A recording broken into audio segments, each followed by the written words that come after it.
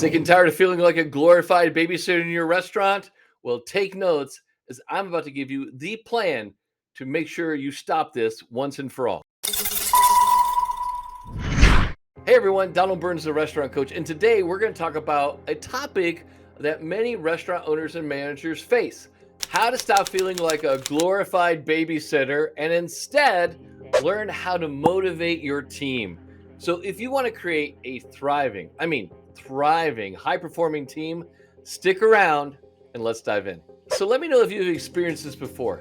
You walk into your restaurant and it feels like you're stepping into a daycare. The team's just chatting, not paying attention to the guest, and maybe even complaining about their jobs. You feel like you have to babysit them to get them to do anything, and it just becomes exhausting. How about we change that? If you want to have a successful restaurant, a very successful restaurant, you need a motivated, passionate, and dedicated team. So let's break down the steps to transform your workplace. First, you need to create a positive environment. This means having a clean, organized workplace and treating your team with respect. Yes, respect goes both ways. People need to feel valued and appreciated to be motivated. Here are some actionable steps to make that happen. Number 1, regularly recognize and reward hard work and achievements. 2, encourage open communication and listen to their concerns. Really listen. Number 3, invest in their growth and provide opportunities for development. Everyone has a human need to grow, learn, and become more. And if they don't get it from your restaurant, that's why they'll go down the street to the other restaurants. Hashtag write this shit down. A positive environment leads to a happier, more motivated team.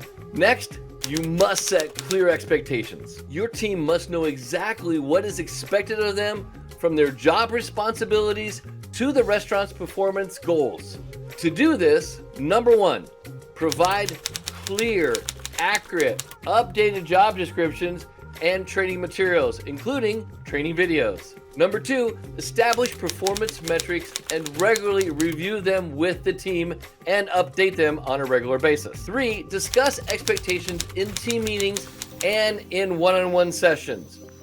And yes, you should be having one-on-one sessions with your team regularly. How do you know if you're not meeting with your team one-on-one regularly enough? Here's a little test. Walk up to anyone on your team and say, "Hey, you got a minute? I want to talk to you." Now, look at their expression on their face. If they look totally shocked and scared, that means you're not talking to your team enough. By setting clear expectations, your team will know exactly what to aim for, and they're also going to feel a sense of accomplishment when they meet or exceed those goals.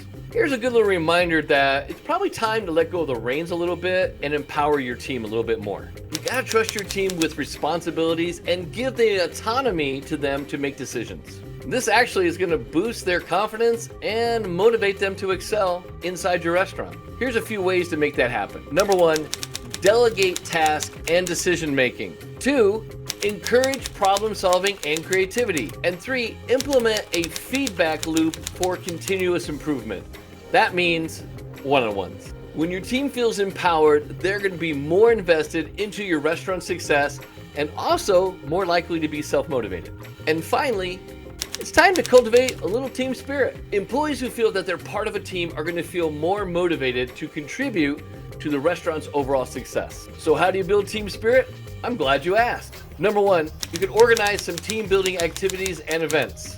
2, create a sense of, just kind of togetherness by having group celebrations and recognitions of like people's birthdays, work anniversaries, things like that. And 3, you gotta foster and create a culture of collaboration and support. A strong team spirit is gonna help your team feel connected, and then when they're connected, they're gonna be motivated better to work together towards your common goals. So there you have it, a blueprint for transforming your restaurant workplace from a glorified daycare into a thriving, motivated environment. By creating a positive environment, setting clear expectations, empowering your team, cultivating that team spirit, you're going to see a significant shift in your restaurant's performance, your profits, and your employees' motivation. If you enjoyed this video and you found it helpful, please make sure to hit the like button and subscribe to my channel for more content on how to grow and scale your restaurant. As always, feel free to leave a comment below